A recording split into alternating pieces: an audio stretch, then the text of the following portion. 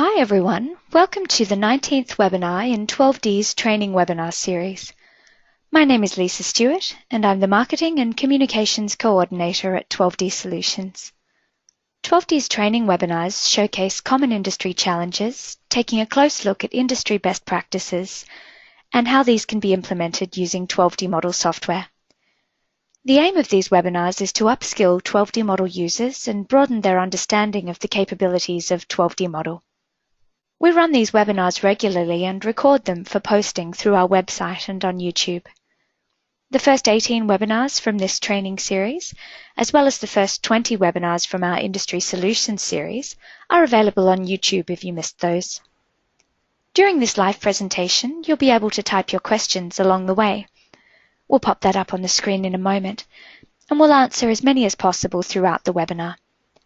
At the end, I'll also read out some of your questions to the presenter for his insights if there's time.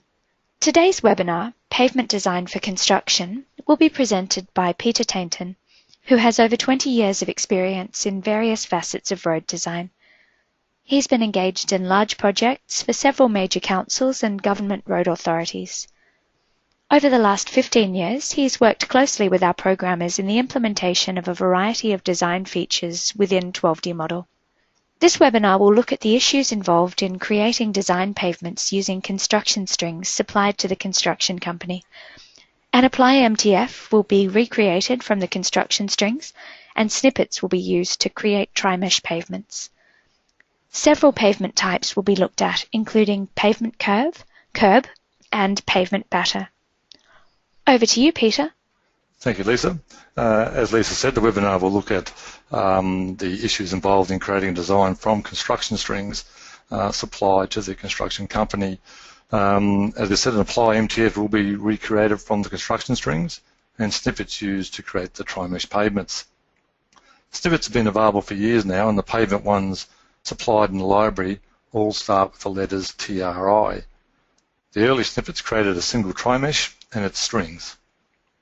The first snippet generally was attached to the design surface strings, and subsequent Trimeshes being attached to the layer above.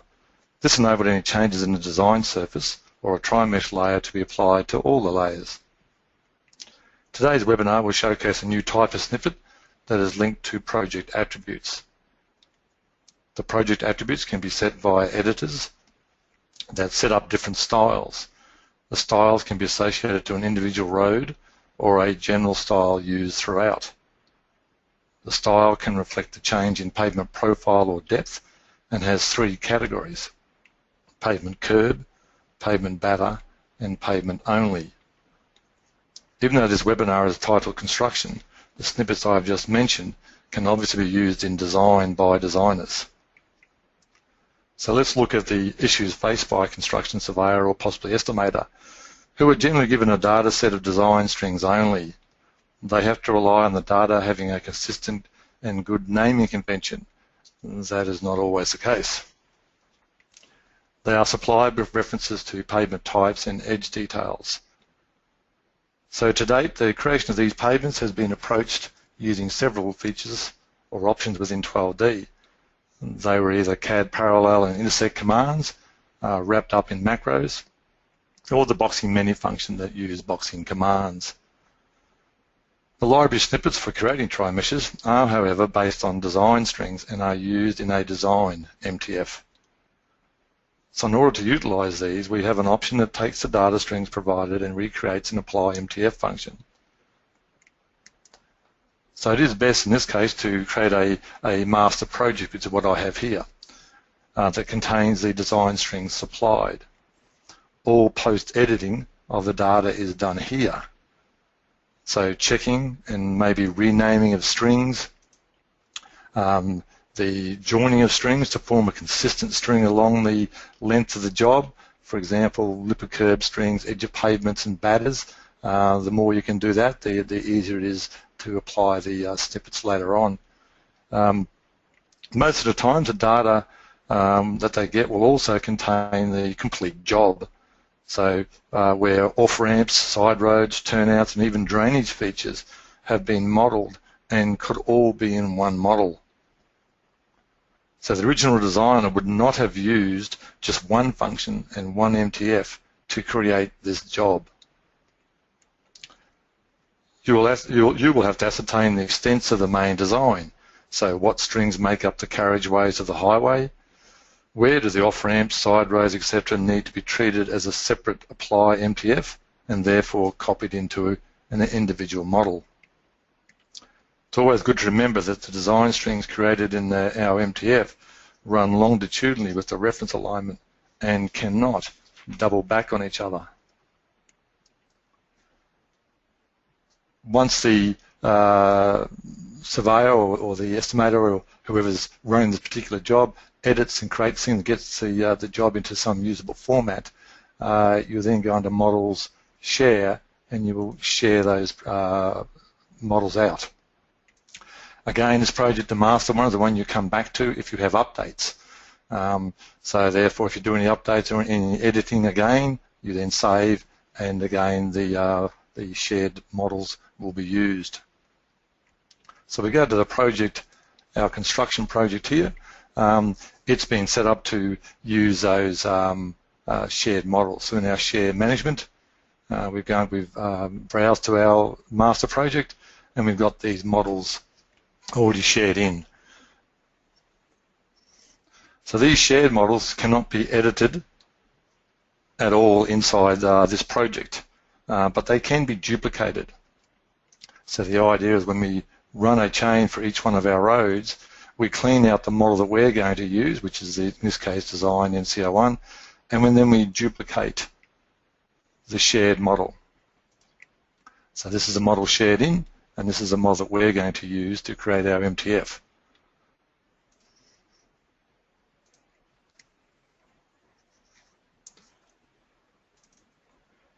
So we've got our data and obviously our reference alignment, and we've done the work that we need to make this a reasonable design.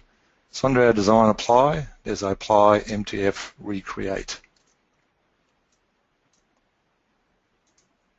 So the model of the strings I pick, and I pick my reference alignment. There's also an option to do a hinge.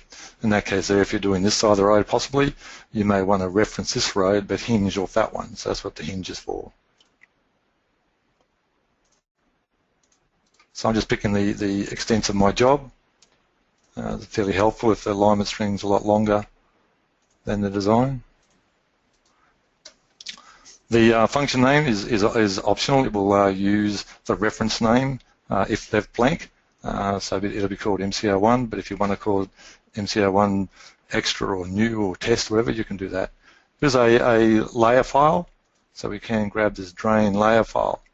And what that layer file looks like is that it possibly may be a few strings in your job that you haven't split up, but you'd like to have in your design for reference later on.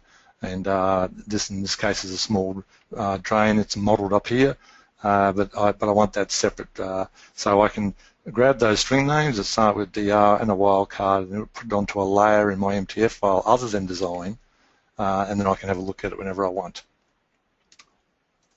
There's also an option to duplicate the reference alignment left and right. So if you haven't got a centerline string in your design strings, it will create a CLL on that side and a CLR on this side here. You can create an existing tin, design tin, and a view that I wish to add it all to. So it creates my apply menu. So it's got a warning here saying string names and the models will be changed. And I'll explain why that's the case, and that's why we have a shared model and we do a copy of that data, and we have a chain that cleans it out whenever we do updates. So we make sure that this doesn't happen. So if you do pick data and you don't do all that, I'll show you how to set your data back with the original names. So that's the process. So if I now look at the data, just take those off for a moment, and I'll look at the original data. So on the original data, you'll notice that there's all been these names added on. So the original names were, in that case, was path 2L. It's got a -5 added to it. This one's got a -2. They've all got individual numbers or integers added to the names, and that's what makes these strings now unique. So inside our MTF file, when we do create the design strings, we do use an insert absolute modifier that picks these individual strings. So that's why they get renamed. If I go F8 and pick that string, there's an attribute set on that data which tells me what the original name was. So in that case, we can use that original, or we actually do use that original attribute name during the process here to set the names of my design strings. So as a point, if you do make a mistake of not copying the data and you run it and you want to get it back to the way it was, the data under our new features under here, attributes, attribute manipulator, allows to do a pretty cool thing. So in here, it allows you to take that attribute and set it to the property name. So it's pretty straightforward. So here I'm using attribute. So again, I can pick the attribute, the string here, and I can select the original name attribute. So only if you do that sort of thing and you suddenly realize you want that data back the way it was. So if I add in my design job, so in this case here I'm working this side of the road, and we'll get rid of the original copy data. So now if I look at my strings, they have the name which was the original name. So it's basically replicated the job with the exact same string names that were in the master project.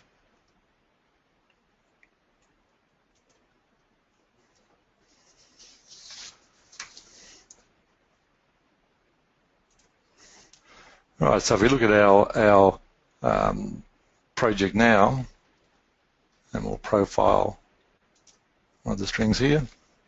So what this looks like, so if we go edit function, we can just pick one of the MTF create or the apply MTF function. So it's got a name, it's got an MTF file, pick your reference line, and it's got some information, it's got some models. So the models got the first prefix that you selected for the alignment string and defaults to construction strings and construction sections. If we look at the MTF file it's created, so an alias is created for you, which is the left-hand side extents of the job, and also there's one for the right-hand side extents of the job. So this is where the snippet gets created. So inside that snippet there, I won't bother opening it, it's just a whole lot of text lines, but it just does a whole lot of insert absolutes on the unique strings and creates your design surface. So inside my option here, I can now go through and start to create my pavement.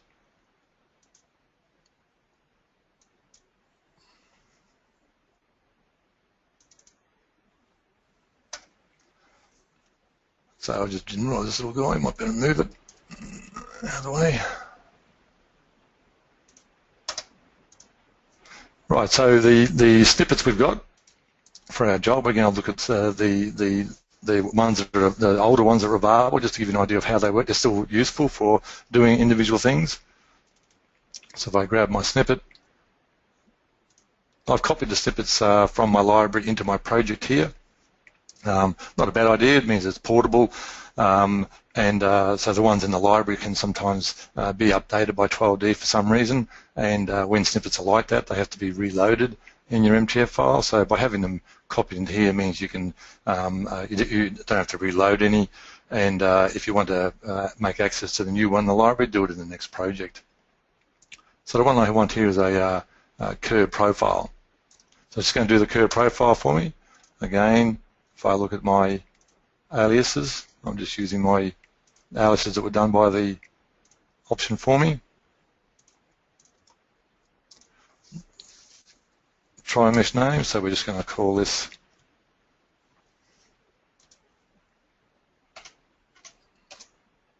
KB0. With these ones here, there's an information about the model prefix. So some of these snippets do have refer info on them. So when you go to refer info, it's got some information about it, and it says the model prefixes are optional. If not used, the values are taken from the project details. So if you go under here to project details, and I'll scroll down, there's a default. for these type of snippets, mesh strings and mesh. So this is going to use that. So we're looking at our design. So in that case here we're doing a curve profile. So we've got to pick up our strings. So these are generic, so they're not defaulted with names for every type of curve. It's really a curve shape.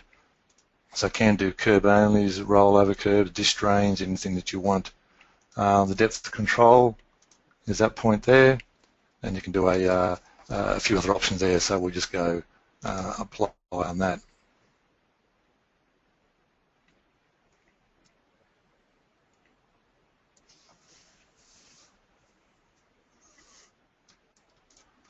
Okay, so I just remembered I turned off all the reports, so that's why it didn't pop up. And if we profile here, we just look at the curve through the intersection, we've got our little curve profile. So again, if we've done one snippet, filled out some information about it, a fair bit of information. If we have to do another type of curve again, whatever, we'd have to have another snippet.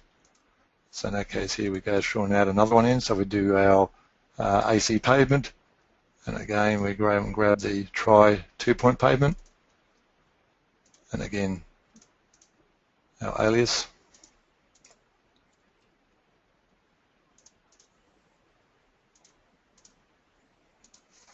And we'll call this one our favourite, AC0. So it's going to say that it wants to use the reference alignment. I'll say yes to that. And the end link is going to be the curb lip, and the depth of the pavement.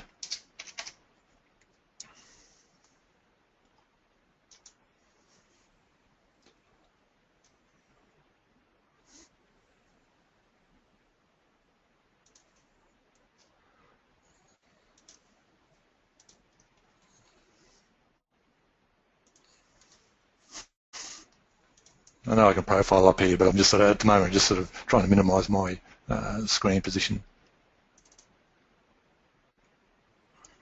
So again, inside here we have the curve. You see the and the pavement there. So that's all well and good. And I said that they're one snippet, and each one has information about the pavement depth, colour, end colour, and all sorts of things. So it's all wrapped up in just that one snippet all the time. So what we have now is the ability to be able to set all this stuff externally inside a pavement attributes. So there's a pavement editor here, snippet pavement attributes on your road toolbar. So I've actually edited these and changed a few things around. But when you do pick it on in a new project, it will put a few defaults in here for you, just one style and a couple of others, and at least for a bit of a start. So again, there's reference styles. So I've got one here for this road set up, and also some information to do with models. So this is a suffix that gets added on, and it gives you information down the bottom here. So inside that, I've got a type of pavement. So it's just a general pavement curb, and then under that, I've got one set up for the general road. So this is a pavement curb type.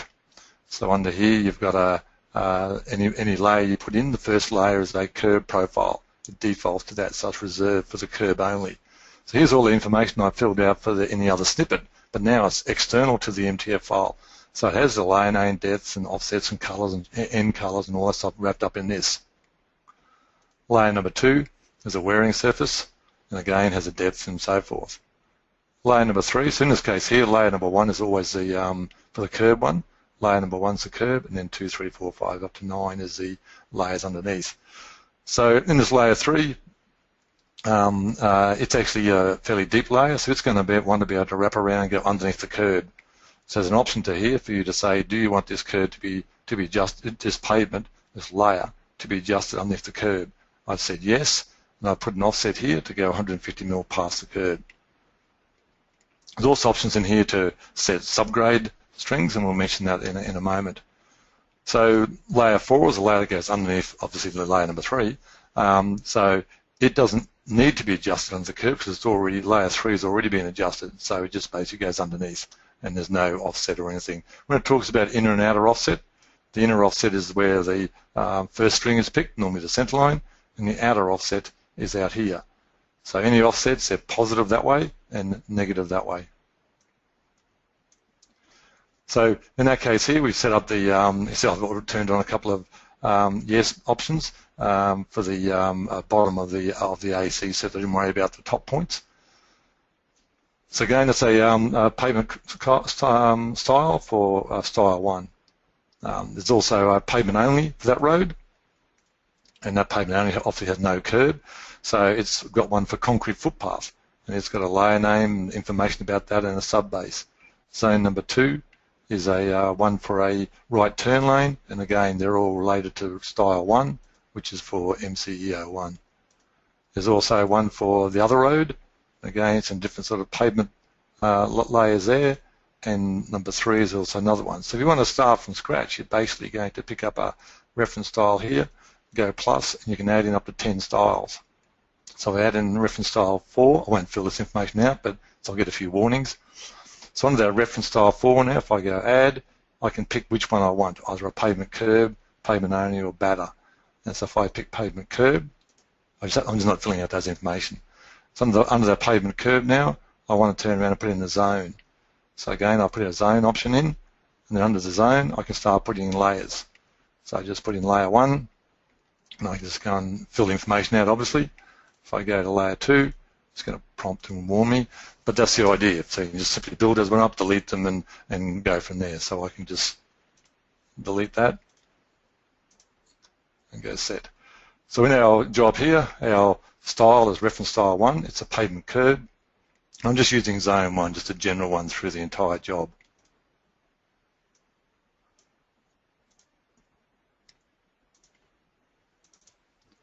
So again, it's a snippet. And I grab, these ones are all tri-pavement, but they also have that, they end with from attributes. So anyone that's got from attributes are accessing these attributes, edit all these styles here. So if I grab tri-pavement and I want to grab curb from attributes. So it fills out, it's got a lot less things to have to pick.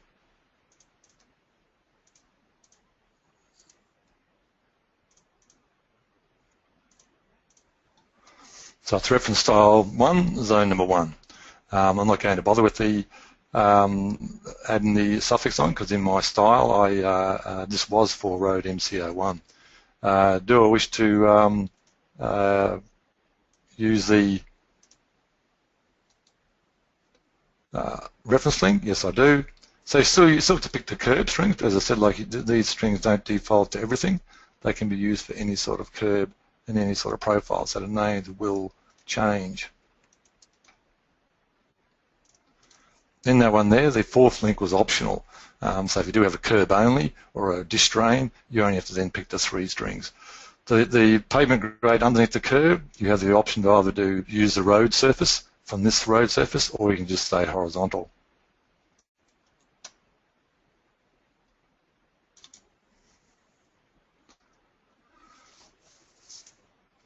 So I run the apply. Now that I've turned reports off, I've got to watch down here to see what happens.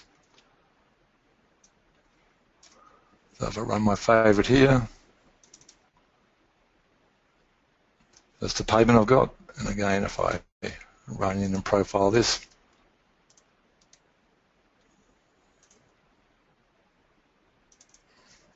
pavement. And notice I'm using a lot of the favorites through this process. They're all available up under that little yellow star there. So this is the pavement I've been able to create. So it's all in one go. It's all linked to external attributes, so I can change things and just go recalc, and it will adjust all, as long as you put something in sensible. So if I go F2 and 12D inquire, I get information about the Trimesh. So on that panel, it tells me what the layer description, the layer name, what reference style I use, what type was it. Is it pavement curb, pavement only, or pavement batter? What zone number it is, and obviously the layer that you've picked and the depth. So it gives a lot of information about that. That new inquire thing is turned on via an environment file. So under your env.4d, you can drop down to the variables, and there's a super underscore inquire underscore 4d set to 1. I think the newest version has that defaulted but set to 0. So you can edit the styles just under the utilities, inquire, and we can edit the styles. A bit like the dimensioning and the leader ones we've had before, works in the same sort of idea. So under setups here, I'm not going to go into too much detail on this, but basically you can scroll down to trimeshes and you can say I want to match the attributes. So all the trimeshes have attributes on them, and so we're just matching the attribute and displaying that in our MTF file. So in our the left-hand side of the job, there was, before when we started, a drain up here that was created as some sort of drainage thing in the original data, but I used that layer file to block that out because I didn't actually want it. So inside here you can then turn around as part of the process inside the MTF file is to create a user modifier, and the modifier is strings. And basically, if I look at drain, and the layer was called drain. So that's the one that got set up in my job, but on a different layer. So the layers inside the MTF file are there, but they don't necessarily get seen until you put them onto a layer. So if I grab in my drain, there's my drain over there. So it just shows you the flexibility of being able to do that and to run those types of things. So in my job here, I have a right turn lane. So if we just go on, it's actually another job. Oh, no, it's this one here, sorry. Right, so we'll profile that one. Right, it's a right turn lane, so it's got no curb as such, but it's just a pavement only. So it's on the right-hand side of the road. Again, the right-hand side has an alias and a snippet that is all the design strings created for you. So inside here, I'm going to grab snippet, and I'm going to select a pavement only. So I'm looking from attributes, pavement only. And again, I can select my alias. It's got a right-hand side one. So I'm looking at where my zone for my right turn lane, it was a reference zone, but it's in zone number 2. The good part about this is that when you look at the attributes that are being set for that particular style, so I go down to my pavement only, zone number 2 is a right turn lane, but the snippet will only look for pavement only if it's a pavement only snippet. It doesn't look at anything like here. So you can have a 1 and a zone 1 and a 1 and a zone 1 for curb and so forth. So that's here. I want to use the alignment string, and I'm going to grab up that lip of curb string there.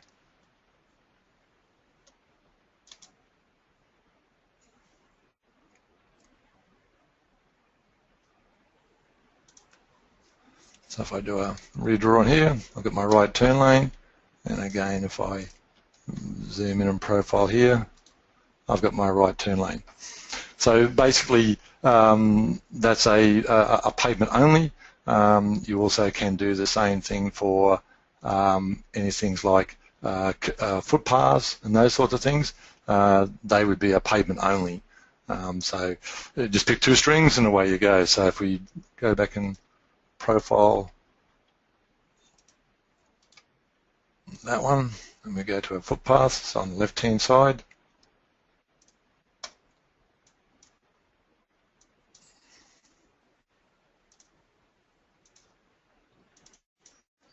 Again, we want to snippet. We're selecting pavement only.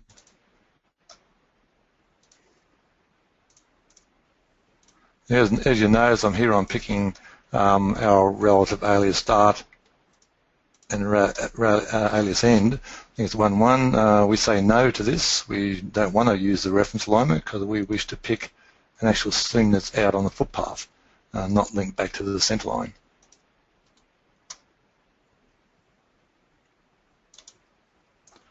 So you notice, as I said before, I meant to say that I'm picking the extents of the job left and right, and I'm not actually specifically going and putting in changes for these things, these footpaths and this right turn lane and things like that. So there's my pavement over there for my footpath. Now, so there's a bit of an effort being done with these alignments, these snippets, to look and check for the existence of these strings that you're selecting. And if they're not, then nothing happens. You don't get any spurious amounts of warnings in your output window. So you can be a little bit lazy and just say, I want to go from start to end, and you'll end up with gaps all the way through here, which is fine. For a right turn lane, there just happen to be only one right turn lane here, but you still can position these with the exact aliases or changes on those roads. So if I look at my job, it's done that much for me. So it's done on my right turn lane, and I've now looking at getting an update. All of a sudden someone says, I've got an update for you.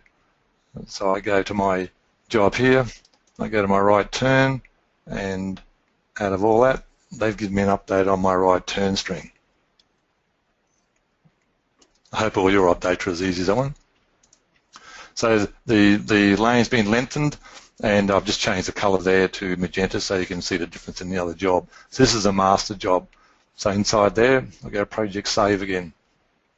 So straight away in the other project, that will be an update. So normally you would start your job and it would automatically read that, but we're going to go and synchronize straight away with the model. All right, so it's been updated. Okay, so inside my job here, I need to run the chain. So the chain then deletes that original data and then gets a copy of the shared data. So I run the chain,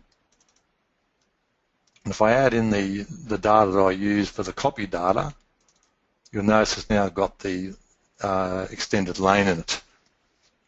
So I need now to run my job or update my job to match that new string. So I go up under Design, Apply, Recreate. I go to the Update section. So the Update section, I go and grab MCO1, and it tells me the information I'm using about that job. So the design strings, the alignment string, whether or not I used a hinge, and so forth. So if I go Update updates the snippet that creates all the design strings that I showed you when we first started. It does not delete your MTF file, doesn't delete anything like that, doesn't delete the function, nothing. It just updates the snippet that the MTF file uses. So if I now then go recalc,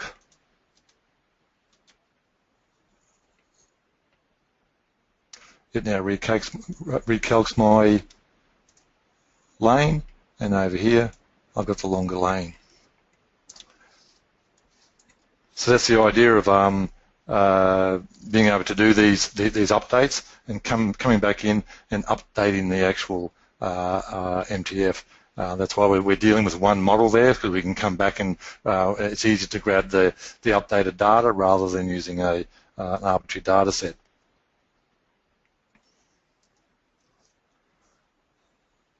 So if we look at the another part of a job, so if we go into our second job, so this second job is has got a bus bay in there. So basically, if I edit the data, I go to my right hand side. So unfortunately here, I've outsmarted myself. So it's already been done for you. So we'll just basically turn that off. So the bus bay here in this position here, it takes the same strings as you would normally do for the other side of the road where you did the curb, and it puts in the bus bay here. So again, it still picks that position and still picks that position here.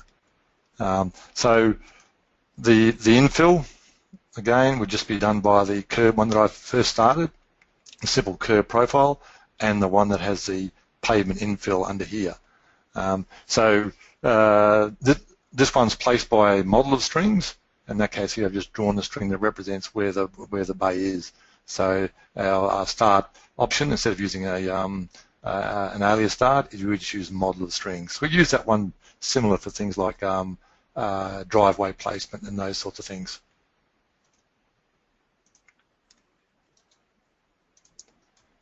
So the other type of job again that you might have would be a highway type job, and again it's the same sort of process.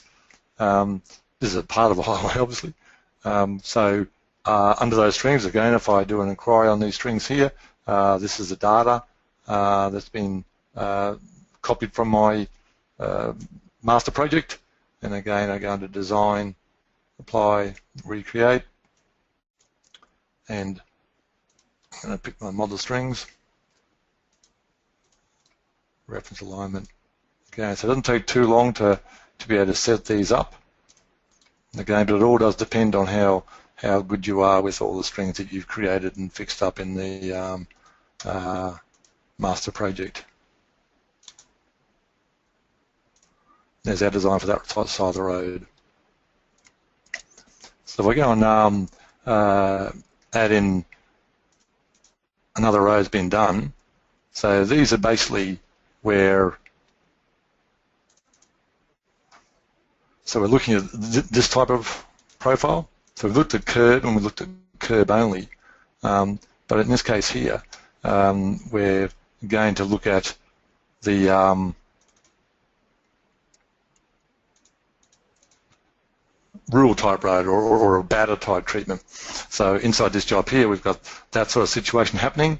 Inside there, we've got areas where there's a bit of a turnout or something, so there's no interface here, and so forth. So if I edit the MTF for this one, it was created exactly the same way as the other two. And we look at the modifier on the right-hand side. So basically, it looks at the batter option. So instead of a Kerb one and Kerb only, this one's try pavement batter. So if I add in my pavement highway, so this is the pavement that is done for me. So just sped up a little bit, had a few already pre-done. So basically what happens here, it asks you for a reference style and zone number again, similar to what we had before. I'm picking the center line, but I'm picking my edge string. But I have to actually define how I'm going to do the batter slope. So the batter slope can either be done by links or by crossfall. So I've used links, so I picked this string here, and it's then created this batter line for me, or this name grade inside the job, so it knows what to daylight and intersect with. So there are two options there for the batter. You can either do links or crossfall.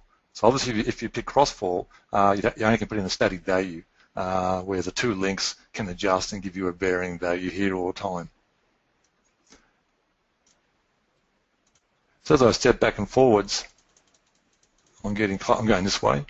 So as I step back and forwards, I'm getting to the intersection here, which is where there's a bit of a turnout. So there's no interface string, so it just does a vertical wall for you. So I keep on stepping back, and I get to the next one. We end up with a table drain or a string that hasn't quite been designed properly to give a false table drain or anything, and the pavement's deeper, so it would do a cut-off wall where that string has been defined for your batter. So if I keep on going back, so it automatically does it to whatever layer it hits. So in that case, it's hitting layer number 2, and then now it's hitting layer number 3. So layer number 2 will daylight, and layer number 3 will get the cut-off wall.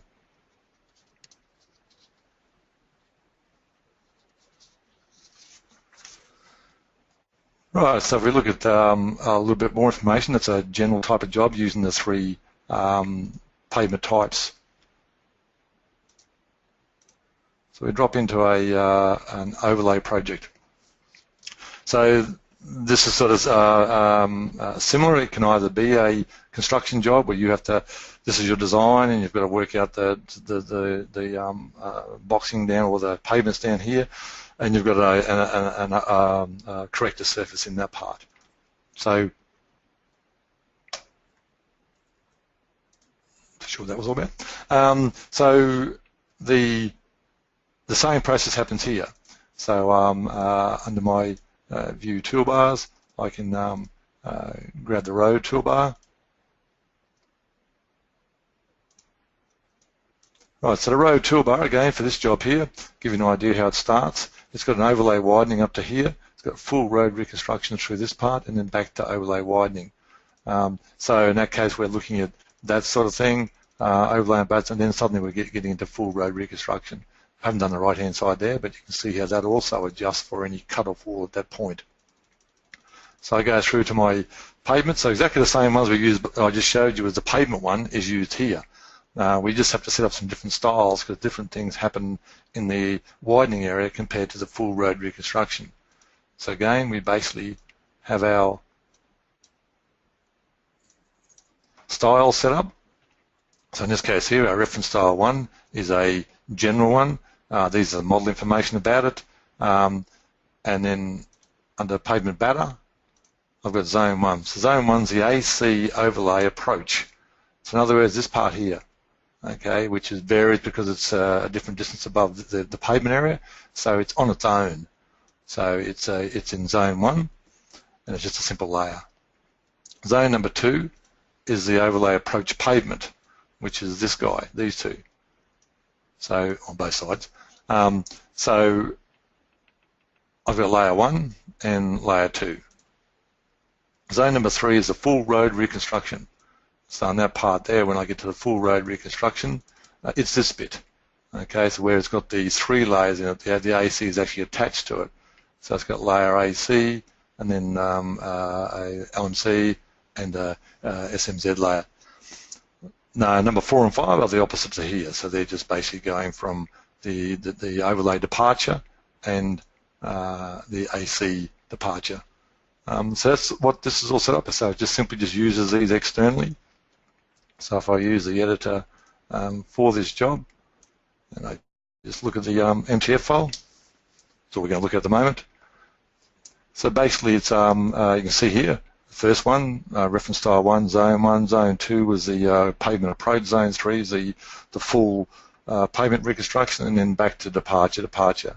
So inside here it's just been a few aliases set up that define where the overlay and departure and approach are. That's all that's going on there. So using that to place these snippets. This one here is, so if we look at these ones exactly the same as I showed you before, but it's a little bit different in the fact that because the pavement in the cutback area is not on the design surface, it's down on a cutback string. When I brought this panel up before, this defaulted to just design. But in this case here, I don't want to attach my pavement to design. I want to attach it to a layer down here. So I'm using a layer called cutback inside the MTF file. A layer is not a model. Okay, it's a layer inside, just like that drain layer we had before. And it's grabbing a string called CL on the left-hand side. So you see it picks a string in that case. So how you do that is you simply have to specify that string and create it. The snippet doesn't do it for you. So inside here I'm doing a fixed insert absolute, putting on a layer called cutback, giving it a name, and I'm picking the string.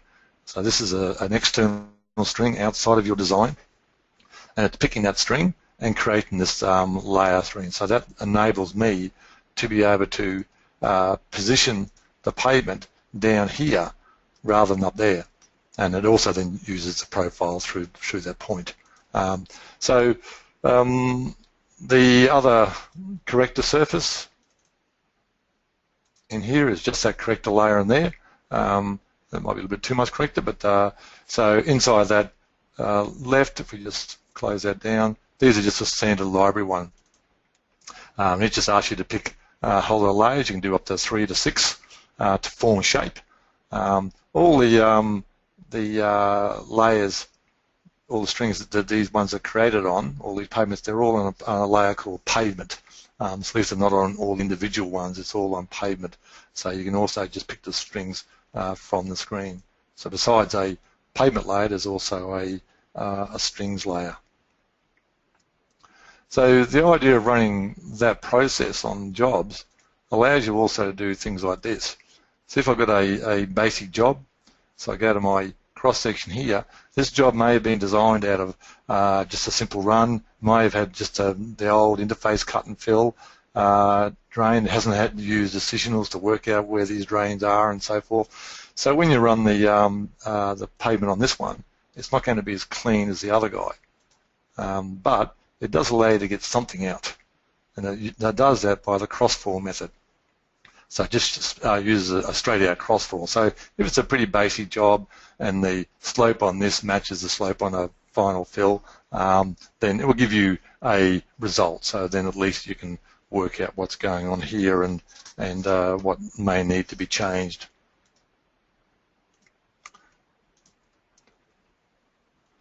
So just while we're here, we'll just get rid of the corrector service. These attributes are on the toolbar. They're called snippet pavement attributes. There's also one called snippet widening attributes. So we're just going to touch on that because it's on the toolbar itself. So the widening one looks similar. So it has a default for reference style. It hasn't got as many different things. It's only just got styles and under the zone there's just a few colors and what you want to call your widening. So the idea is this is to replace this older macro. So the older macro looks like that and would run along the entire road, have a function, so you'd have several different functions for all the way along the road, and quite a bit hard to sort of maintain. So what you're able to do is to run a new one that runs with a snippet.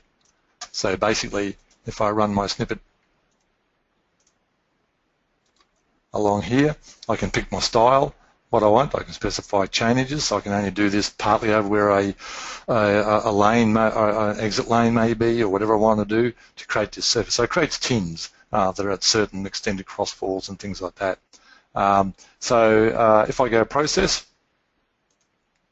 it creates this function here. So if I edit the function, these are tins that it's created.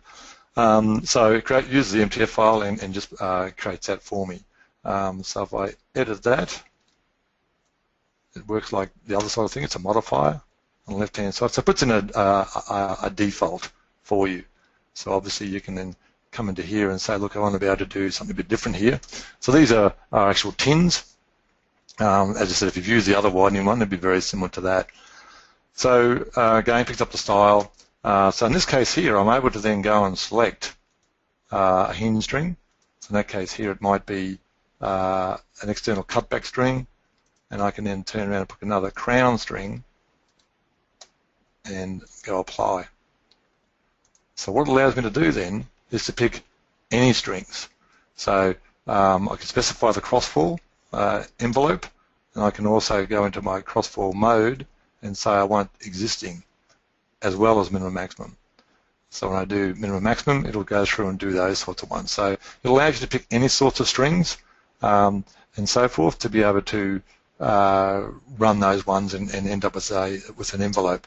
So the idea is when you do the design, you can run them all the way down the road and specify just a bit here, do another one on this side of the road, another one on that side of the road. So it just allows you to have flexibility. So we drop back into our last job, running out watching my time here. So all the things that we've done and run can play a part in both worlds, in the construction, creation of your MTFs or recreation, and also the designer. So the development of this started off with the reconstruction, but then also basically became into the design field. So again, inside this design subdivision, we've set up our attributes. So again, we set them all up. We can have as many of these you want. I said there's 10 by, there's 100 plus every pavement one, so there's quite a lot of opportunities there to create different styles. But we're just sticking for a general one. So in our pavement curves, that's what we've got in this job. We've got zone number 1, just a general roadway. So we're using that everywhere. around the curb returns on all the other roads and so forth. But we do have a separate one just for road number 2, just for the demo, but also it may have different soil tests out there, so it needs a little bit different pavement. And you can add, obviously add to all this if one road suddenly becomes a bit different than another road. So that's the styles in there. So inside my job here for road number 1, I've got a transition from my barrier curb to a rollover curb. So obviously things like this just automatically happen. So it just automatically just does that because it knows about these strings, and these strings are continuous no matter what shape it is. So if I go back into here and have a look at my cul-de-sac. So first we'll have a look at the other one, maybe the intersection one. Right, so with these types of intersections, this road has been designed with the lip of curb running through, and in the other area, the lip of curb has been taken out. So you have 2 different scenarios in regards to what happens to the pavement in this area here. So inside this process, we're able to do our normal road design and then come in and run our snippet. So the snippet in this case is a from attributes again, but it's called a curb return. These ones are all ones we've been using them before, just simple curb ones. This is a curb return one. So it's been purpose built for this. So reference style 1 and 2, that's fine. We've picked our strings to produce the curb, and for the bit that goes under the curb, like I talked about before, this bit that goes under here, you've got the option to either use the road surface, a horizontal, or a actual crossfall value. But it's a bit like the old curb return function in the fact that it picks an approach string and a departure string to be able to work out how to do this infill over here for the pavement. So if I turn that on and go apply,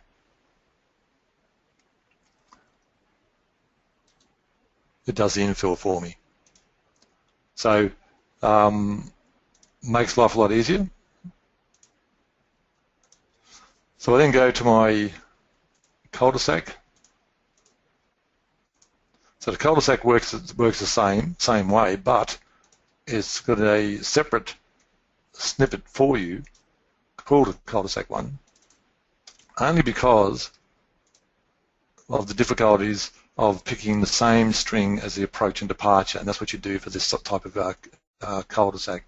You have to make sure that this string goes all the way and intersects this string, the curb return alignment, because it needs that intersection point to work out how to do this infill. So again, if I turn that on,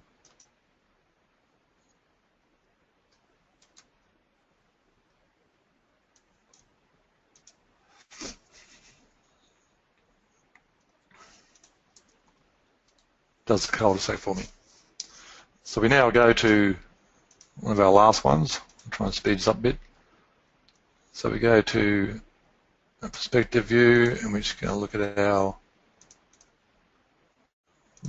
second one. So what it is, this is road number 2, okay, which had the different pavement and so forth. So we're not in the MTF file, we're not doing anything. We can still go to our pavement attributes, and we can change these things and recalc outside of the MTF file. So at this stage here, this road's setting up like that. So zone number 2 is road number 2. I've got layer 1, curb profile, that's fine.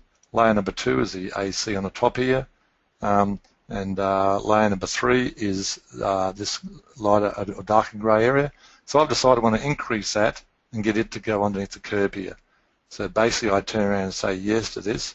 I want to adjust it under the curb, and the depth is -350. Also I want to go behind the curb, so that outer offset will be 0.15.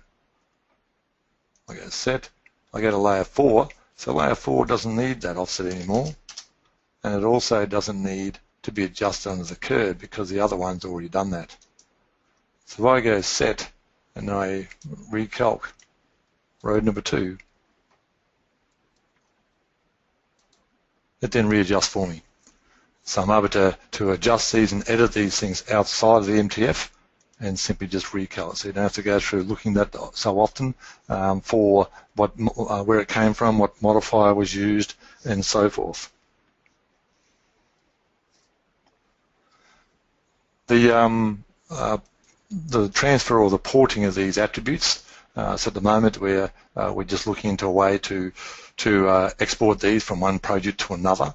So at the moment they are under your project attributes over here, and they're pavement management. I'd suggest that you don't edit things here, because as soon as you make a little error on this editor here that reads this may not work. But if you want to export these, the ones that you've got, the only way at the moment is we go under File IO and Data Output. When we do a 12DA of some arbitrary string, you can turn on the project attributes. So when you read that little 12D ASCII file of an arbitrary string into a new project, you'll have all those project attributes for you. So that's the only way at the moment, and we are looking at a way being able to port them from project to project. So we are looking at the development all the time inside 12D. So those subgrade strings that I was turning on, and I was basically picking these inner bottom, outer bottom point. So these are the strings that was getting produced by the subgrade strings, and they're on a model called subgrade along here. So basically it creates those subgrade strings for me. I've only done the left-hand side here, not the right-hand side. So this last little bit will be showing you some of the development that we're looking at using these attributes and information. Now we've got access to these types of things. So we'll be looking at having a subgrade basically manipulator. So it will take the alignment string you've got and the strings that were created and create polygons out of them. Because once they're polygons, you can triangulate the subgrade and null quite happily because they're all closed polygons. So look forward to that in some of the upcoming webinars. And just to finish off, back in our job over here, we have a intersections. So as I said before in the previous startup, is that you can't design this here easily with this through road. You may be able to do part of this curve, but you won't be able to do things like that and go. So this intersection becomes quite a difficult thing to create. So you can see that's a big gap. So inside my master project, all this information here was on another model. So the islands and so forth. So inside this job, this is just something that's coming. And to give you an idea of where all these attributes and things are leading. So basically, the traffic islands and the curbs and the tin have been set up with attributes. I can't show them at the moment, but I'll just give you an idea of how it's going to work.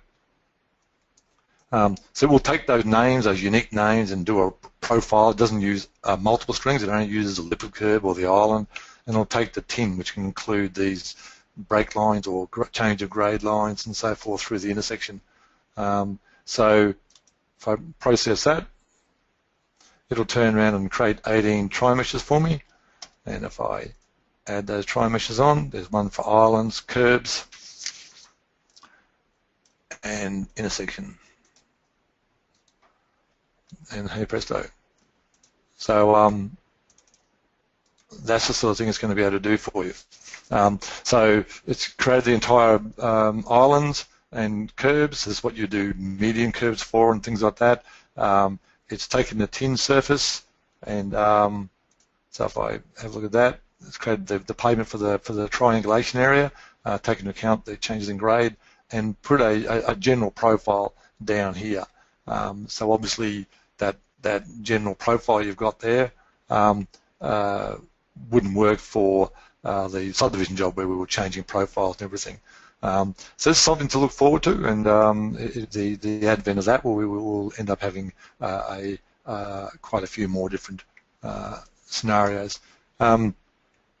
Inside the design volumes, Trimesh, you basically have the volume reports and things like that. Here you can just report on the whole a bit of information about the tri-meshes, and also back inside here, it depends on what you pick there. You can pick by model, by name. So under here, design volumes tri-mesh along a string. So it's always handy to separate the tri-meshes out into different models for different roads with the extensions here and so forth, and to be able to do the along the string one as well. So they're the type of things that will help. So when you do the tin in the other job, so obviously when you do a subgrade tin in here, that's where you create a super tin of your design surface and the subgrade, and that's how you do volumes the old way. So just remember that these things have been videoed, and the 12D webinars are available on the 12D website. So I'd just like to thank you for your attendance. Thanks, Peter. Now we're quite close to time, so I won't do any questions live today, but Peter, I'll get you to get back to those attendees by email soon.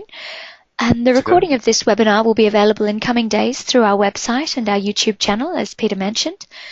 Our next two training webinars are 12D Fields Set Out on the 22nd of March and Material Creation and Quantity Calculations on the 29th of March. So keep an eye on our website for details of those, as well as our upcoming industry solutions topics. We'll also continue to keep you posted through email and social media. If you need to contact us in the meantime, our details are on the screen now. That concludes our presentation for today. Thank you everyone for attending, and we hope to see you at future webinars.